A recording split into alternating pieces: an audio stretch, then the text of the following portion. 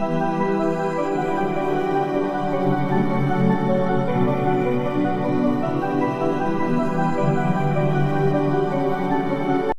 dear student, today in this video I am going to discuss about the class 7 history chapter 1 where, when and how, and this one part 2. Today's first topic is salient features of the medieval period in India. Salient features means the characteristics. In India, the medieval period was quite eventful. During this period, several changes took place in the country's socio-cultural and political environment. Means during this medieval period, several changes took place in this country. Let's have a glance on the major features of this period. The first feature is arrival of the Turks from the northwest and establishment of the Delhi Sultanate. Mane first characteristics to hoise the arrival of the Turks from the northwest and they established the Delhi Sultanate.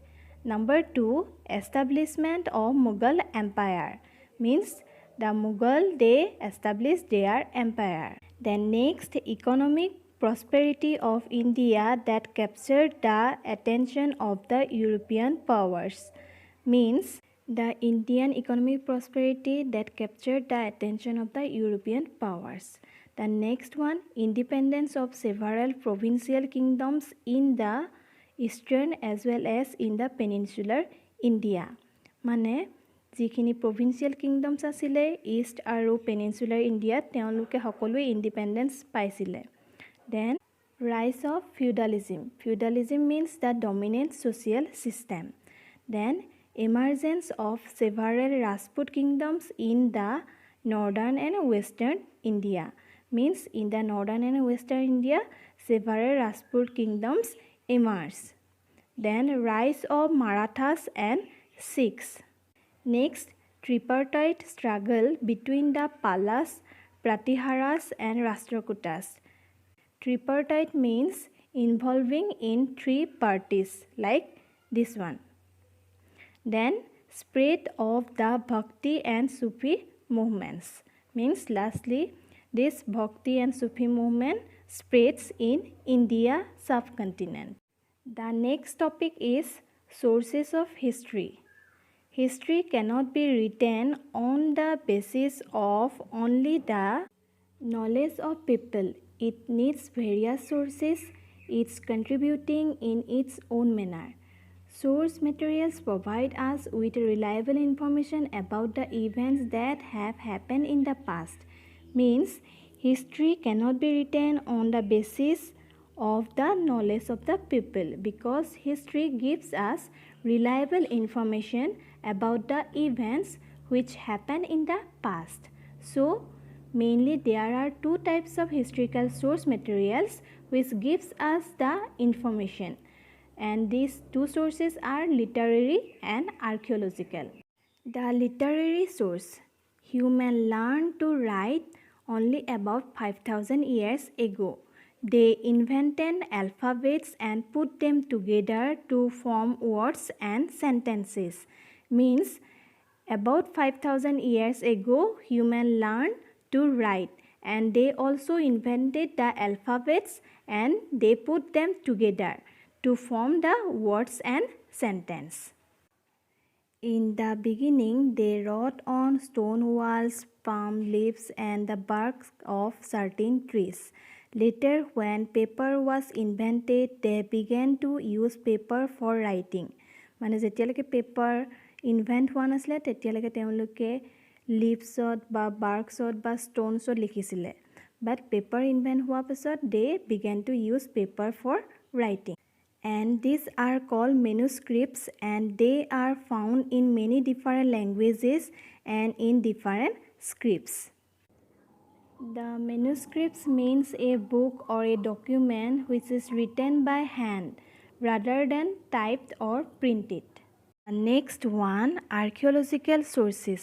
Archaeology is the study of the past in the light of materials left behind by our ancestors.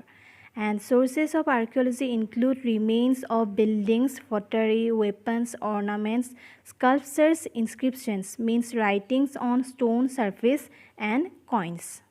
Okay, what is archaeology? Archaeology is the study of the past in the light of materials left behind by our ancestor. And there are some sources of the archaeology, and this include this one: the buildings, pottery, weapons, ornaments, sculpture, inscriptions, coins, etc.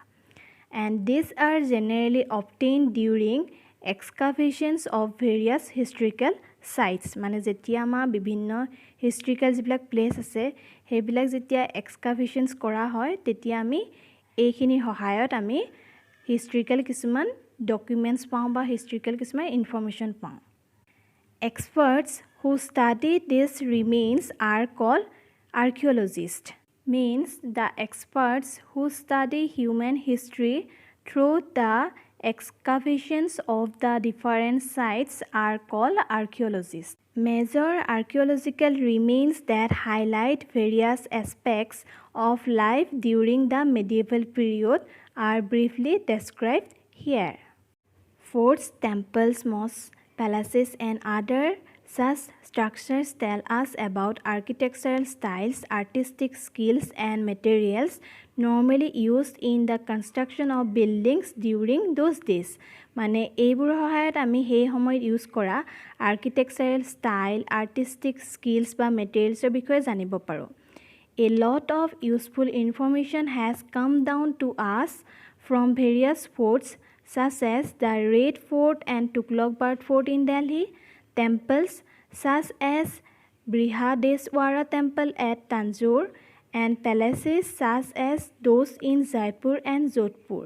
Means with the help of these different forts, temples, and palaces, we collect different useful information about those days. Numerous pieces of writing inscribed on stone surface, copper plates, and walls of temples tell us about the extent of medieval kingdoms and achievements of different rulers. Means at that time some writings inscribed on stone, copper plates, and walls of the temples, and these writings tell us about the different medieval kingdoms and their achievements of the different rulers. For example, the Gwalior inscription of Bhoja I gives a detailed account of his predecessors and their achievements. The study of inscriptions is called epigraphy. Archaeological sources like coins tell us the names of the rulers and the periods of their regions. Means the coins also help us to know about the different rulers' names and their periods of their regions.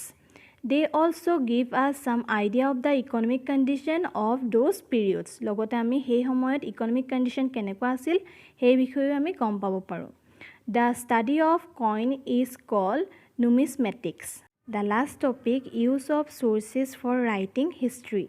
Every human society learns from its history. Means with the help of the history we learn about different societies. A historian reconstructs the past with the help of clues provided by both literary and archaeological sources. The best way to write an authentic historical account is to compare both the above mentioned types of sources.